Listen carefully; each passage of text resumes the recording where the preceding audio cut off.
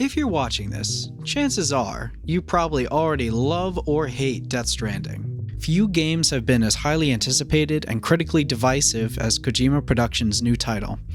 However, after over 135 hours of playtime, I love it, and I want to show you what makes it a great game.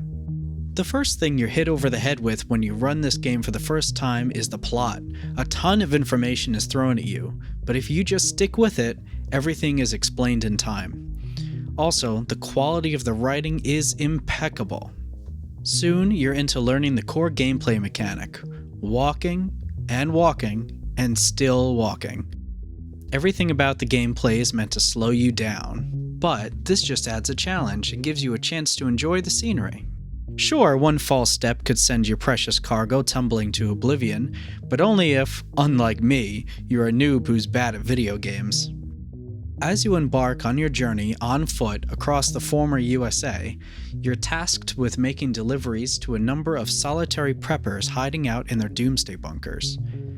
Completing deliveries is fairly thankless, as Bridges, the organization you deliver for, doesn't seem to accept monetary payment of any kind. At least, preppers will give you useful materials, from time to time. As the story develops, you're forced to face a number of adversaries, resulting in boss fights which are as rewarding as they are unskippable. Speaking of the story, if you don't think it has artistic merit, you're just plain wrong.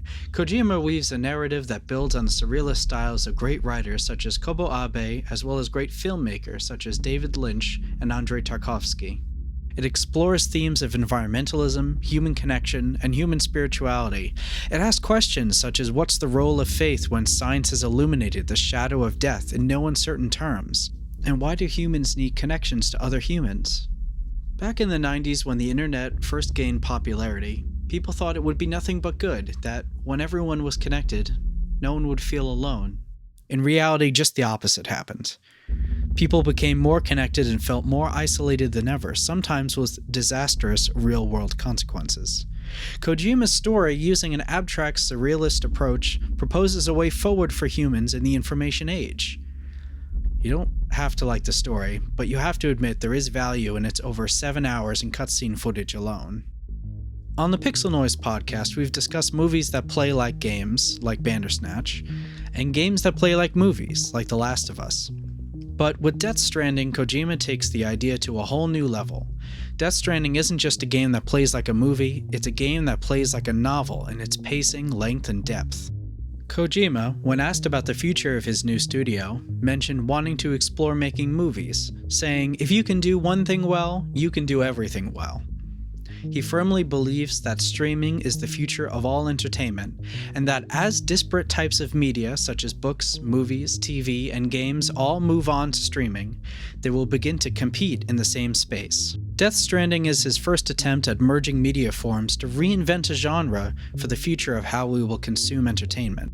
Without spoiling too much, the end of this game was satisfying and earned, the wrap-up of the story made total sense, and the end credits are definitely the end. Once they start rolling, it's safe to turn off your computer.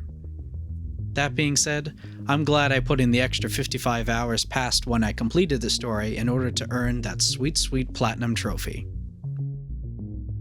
For more video game news, reviews, and analysis, subscribe to the Pixel Noise podcast in your podcast player of choice.